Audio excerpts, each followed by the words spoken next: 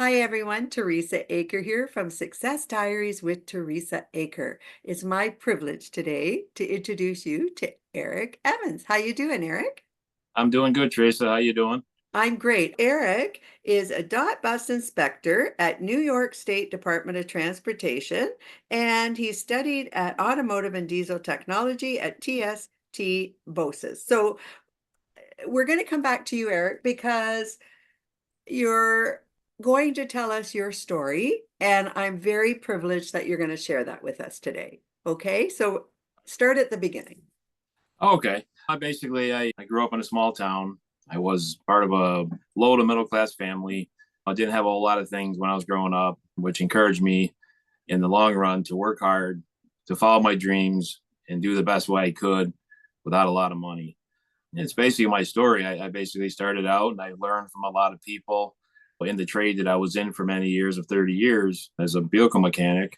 I learned how to fix my lawnmower when I was younger because I mowed yards. I did to make extra money, which encouraged me to work on cars, trucks. And eventually I got into school and did some auto technician classes and just kept going, just kept building. And I found a way to do it without going to college. It's called hard work. And I was fortunate through my career as a mechanic starting out. I was around a lot of older gentlemen, people that were experienced, and I was able to latch on to that knowledge and skill. Sure. And I made a 30-year career out of turning wrenches. After 30 years of wrenching, my body started feeling the pain of what you do as a mechanic, working on cars and trucks and buses. I applied for a job at New York State DOT. So I go around New York State in our Region 3 and do bus inspections to keep the kids, our future kids that are attending school, traveling, whatever, charter buses, all that kind of stuff, city transit, to keep them Sure. safe. And I work for New York State DOT regulating school buses now. Thank you And for doing that. That's so important. We have to keep our children safe, right? absolutely, absolutely. And I enjoy it. I'm going my fourth year in September. And what I really enjoy, and so hope I can do it another 8 to 10 years and then call it a career altogether and start enjoying the good life. That's awesome. Now, I know that you are part of the podcast of the JK'z Rewatchable Hour, and I see you have it all on you now. Yes, I do. Yep, got my shirt and my hat, and yeah, yep, I've been a member of it since this past summer. I really enjoy it. It's been quite a journey. It's been a lot of fun.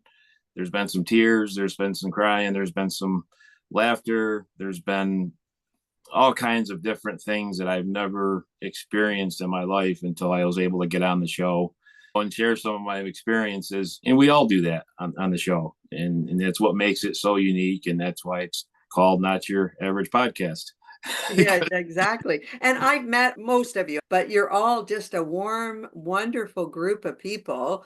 And you're willing to share your story with me today. And I'm really very grateful for that too, because it's not easy for people to share their stories and to come onto a camera and start talking, but you're getting used to it with your podcast. And I'm grateful that you came on today. Absolutely. I'm glad you invited me, and I'm glad you spent the time and come on our show as well. In our with J Dub's show, Yeah. you and her or him have made a show of it a few times, and I watched them and I've enjoyed it. And it helps me. I like watching podcasts, anyways, video or audio. It helps me develop my skills to participate in our show better for sure. So Um, what story do you want to tell us about today? you Well, asked.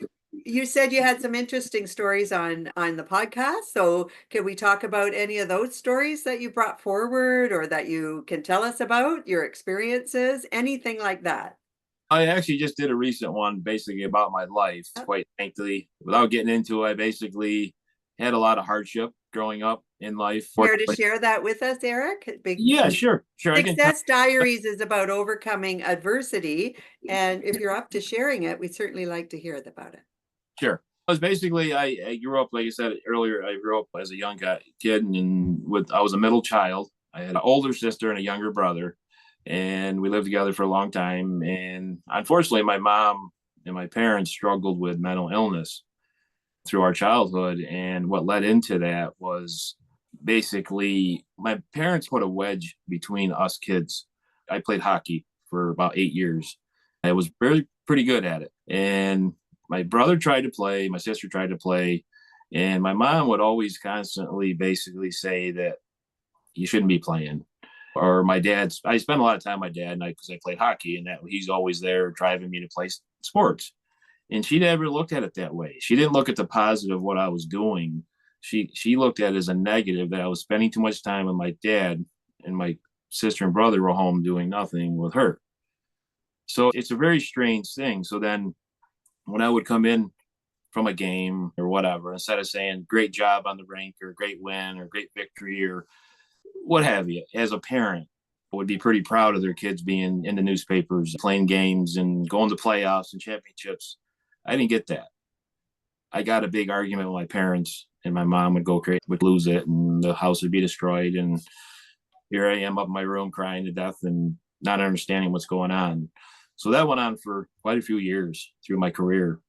My sister moved out just before my last year of hockey. She moved out, met a person, got a boyfriend.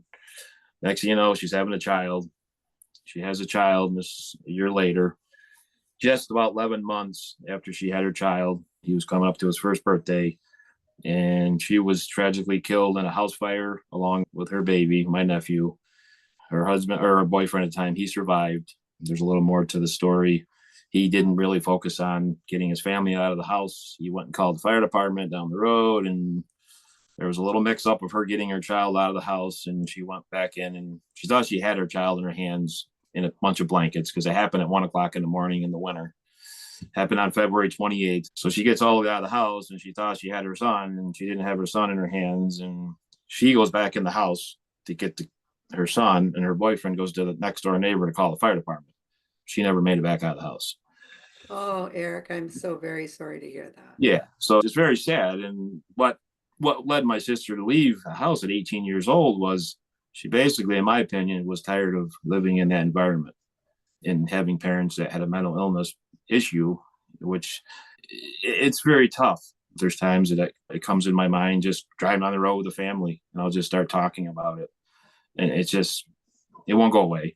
But it's okay, because that's always her there talking. That's what I look at. I try to take it as a positive, not a negative, to not forget something like that. But there was a part on that happened in the house fire, and I did not talk about this on our podcast. I just didn't have it. But what happened after the fire was that happened. We had the funeral, all that kind of stuff.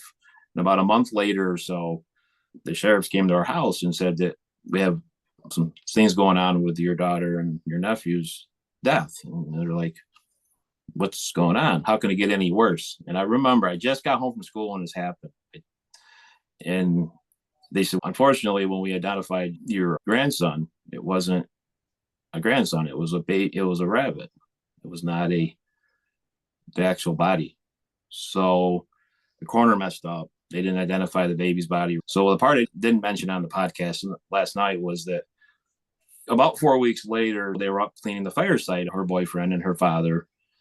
And unfortunately, they found the baby under a piece of plywood with detached arms, detached legs.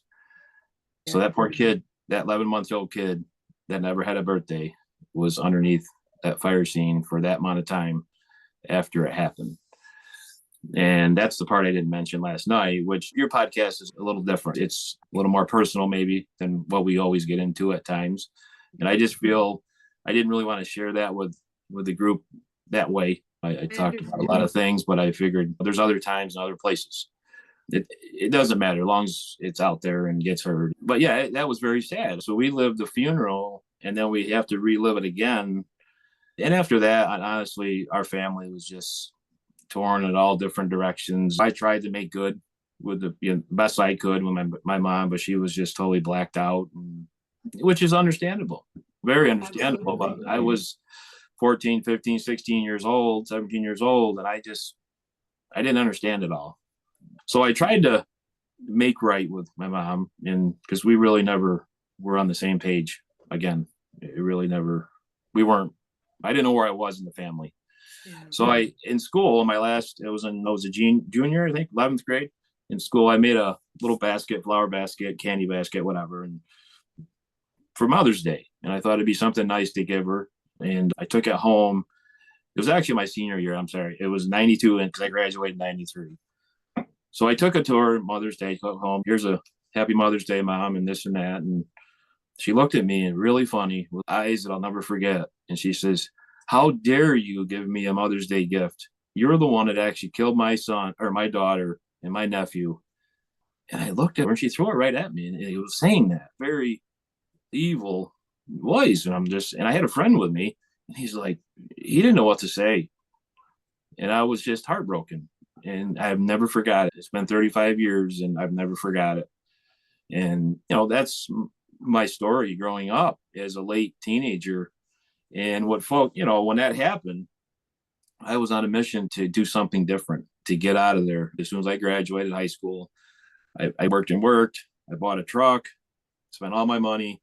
I got my taxes in 94 and I jumped in my truck and I put my toolbox in my truck and I drove 800 miles away to Myrtle Beach, South Carolina, Okay. all by myself and started a new life, new journey.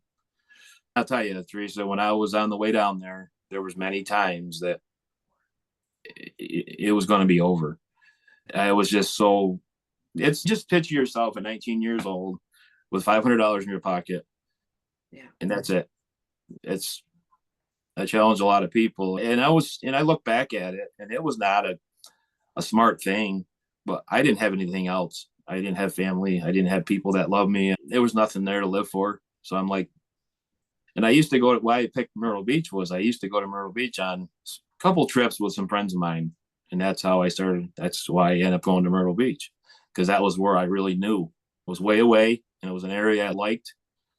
The only thing really positive I had of that trip was I had a job lined up. Yeah. I was smart enough to get a job lined up and I went to work and it was tough. Very tough. I stayed in hotels for about 2, 3 weeks. At the time, I just met my wife. She's my wife now, 31 years ago. We were boyfriend, girlfriend. She was going to college. Yeah.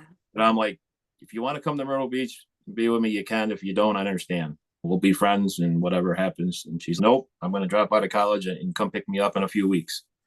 So I told her, I said, let me work a few weeks, get some money together, and I'll come up and we'll pick your stuff up. So I did that, and we've been together ever since.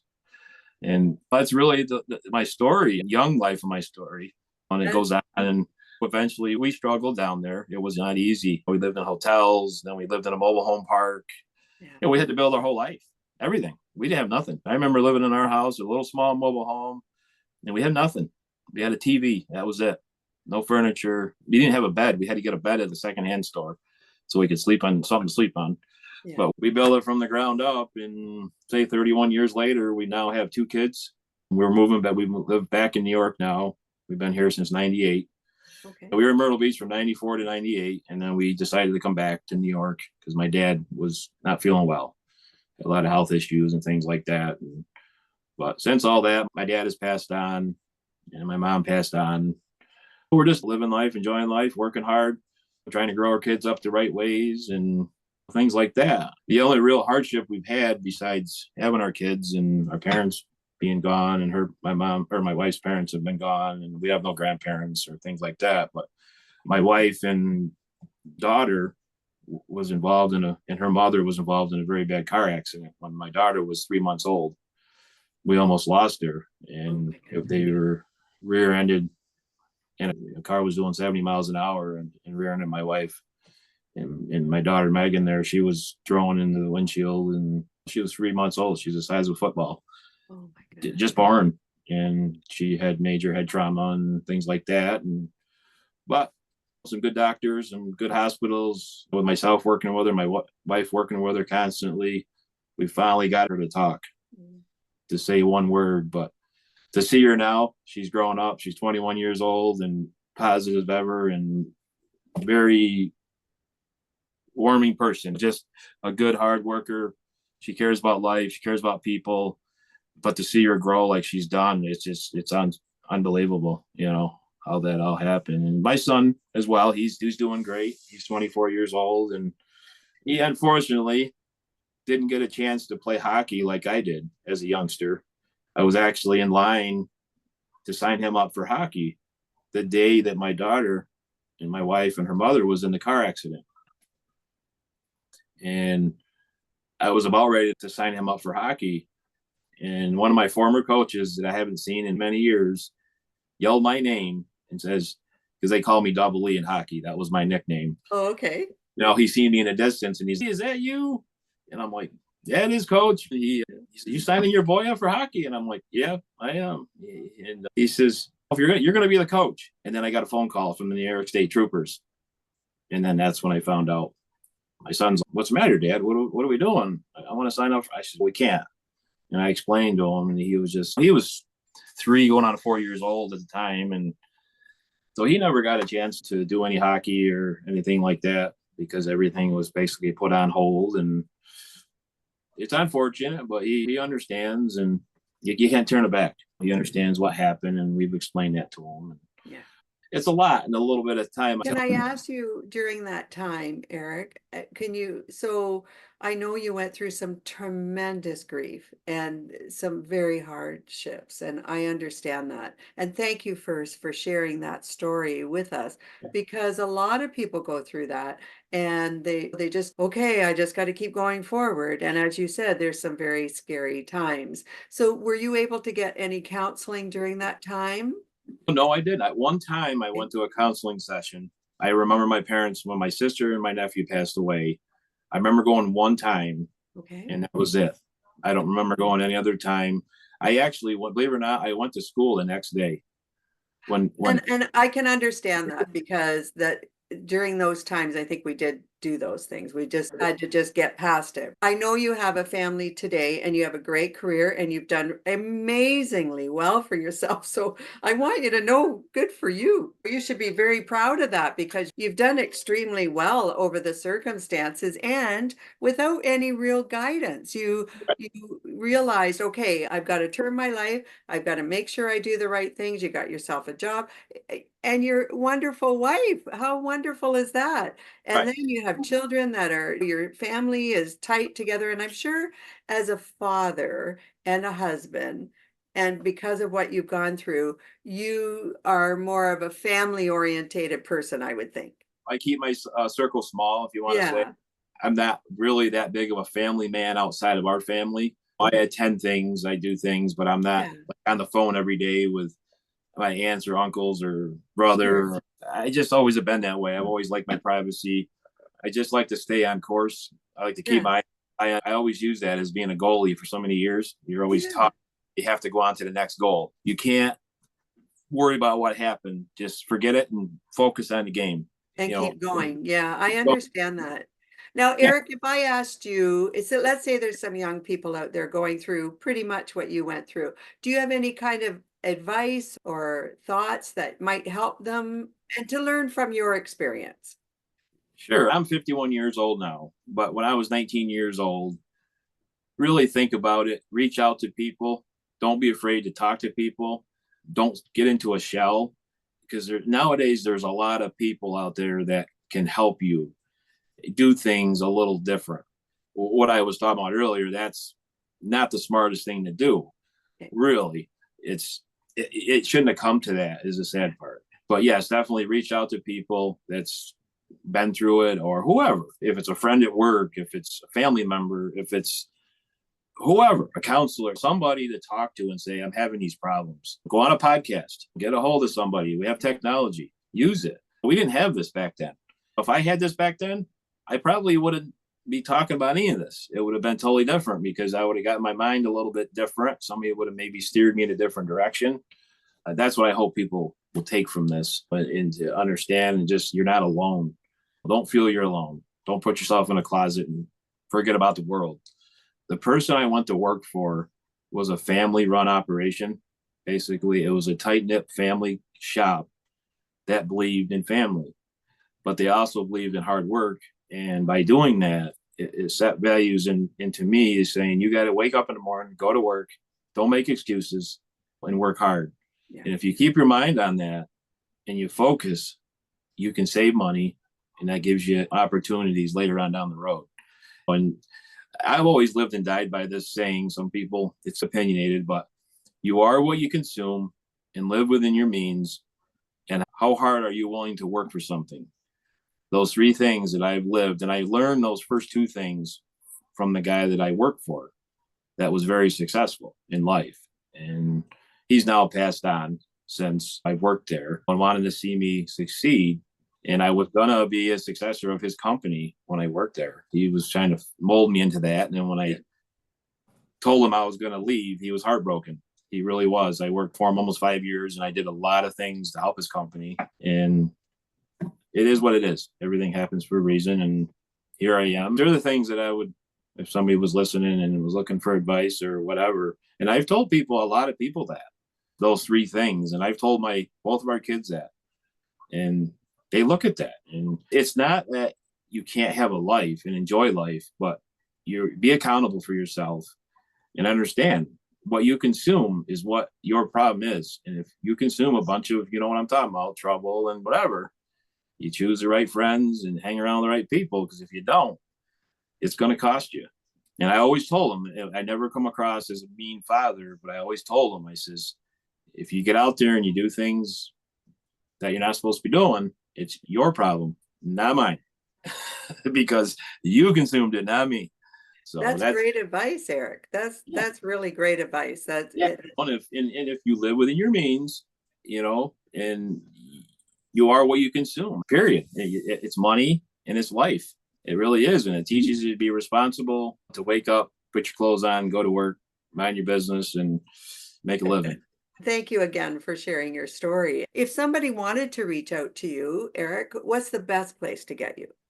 That's probably the best place. You could leave a message on our page, on our show Facebook page. I also have my personal page, but I don't really put that out there very That's much. okay. I do have a YouTube channel too, but I don't really put a lot of stuff like this on there. It's more of my personal stuff. But the best way is just to get a hold of our show and Okay, great. messages. Absolutely. I'm always out to help somebody. And that's why another reason I enjoy being on the podcast Oh, is you did a great job. I have the same message, and we all do. We all have the same message, but we all look at it maybe a little bit different or different ideas, and that's what makes it good.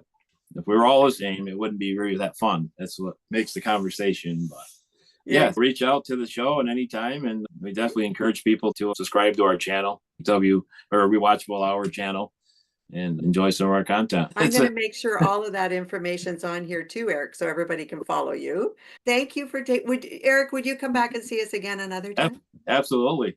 Yes, It was sir. honestly, Yep. it was so nice of you to tell your story, and I'm very grateful. And I'm so glad you're doing so well. You're a prime example of what Success Diaries is all about. People who've overcome some tragedies or obstacles and adversity in life and come out the other side. And you're such a nice man, and you've got a beautiful family, and you should be very proud of yourself. So thank you so much. Yep. Thank you. Absolutely. And I'm going to make sure, as I said, your information's here. To everyone else, this is Eric. Do reach out to him. Do watch their podcast. I'll make sure it's on here. And I'm Teresa Aker. If you could subscribe to my channel as well, I appreciate that.